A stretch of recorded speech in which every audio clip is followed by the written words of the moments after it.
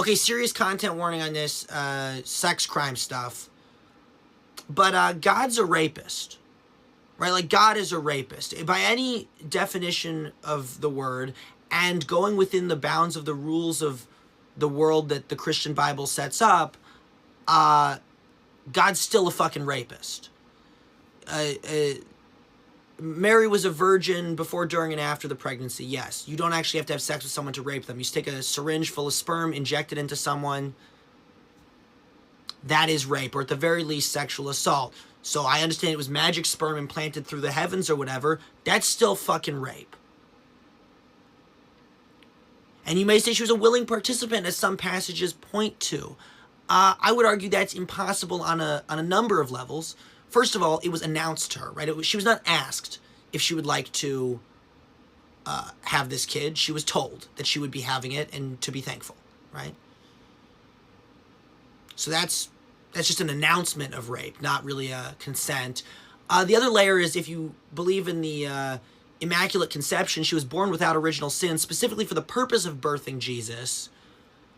So that would imply that they had this plan all along and there was no way she was getting out of that shit. The other thing is, I would argue, this is the important thing, you actually can't consent to a deal with God. Because God can snap his fingers and you're dead. And he has a history of doing that, like flood, smiting people, sending the majority of people that have ever lived to hell. So that's like, I think it'd be pretty reasonable as Mary to be like, well, I guess I'm going to have this baby because I don't want to fucking die, right? Makes sense. So all of that is to say, not that Christianity is bullshit and stupid, and that's not what I'm trying to say. I'm not trying to be some edgy Reddit atheist here. What I am trying to say is, I don't think you can tell these stories out of context, and I don't think you can use them as a letter of the law type deal. I don't think that's ever smart. I think it's foolish. I think any religious institution or organization that interprets any of their holy books, honestly, Jews included, as straight literal, is foolish, ahistorical, and morally problematic. Because how do you reckon with a thing like that? How do you say, oh, actually it's fine? Like, the only defense they have is basically like, well, it's God, so it's different. But why is it different? Tell me why. In terms that I'll understand as a human being, tell me, why is it different?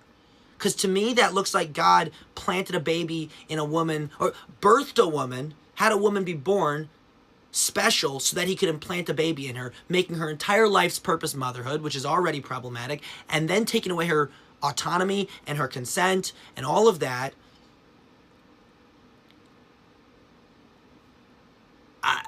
And before you say, well, it's an honor, right? It's an honor. What if I'm a billionaire and I just like, I'm like, oh, well, don't you want to have this billionaire's kid? Like, no, that's still an assault. You can't just, I don't know how the fuck you reckon with that. And I've looked online, I'm like Googling this shit because I'm like, oh, maybe a religious person will have an answer. No one has a fucking answer. They're all just like, nah, nah.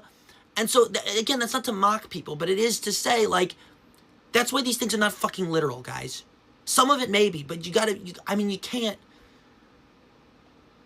Because then how are you going to take judgment from a guy who fucking rapes people? I'm sorry, I don't know. Am I a hater? Maybe I'm a hater. I don't know. You tell me. But that and the flood don't sit so well with me. And the hell thing. And Jews got the flood too, so don't come out. I'm not even religious at all, but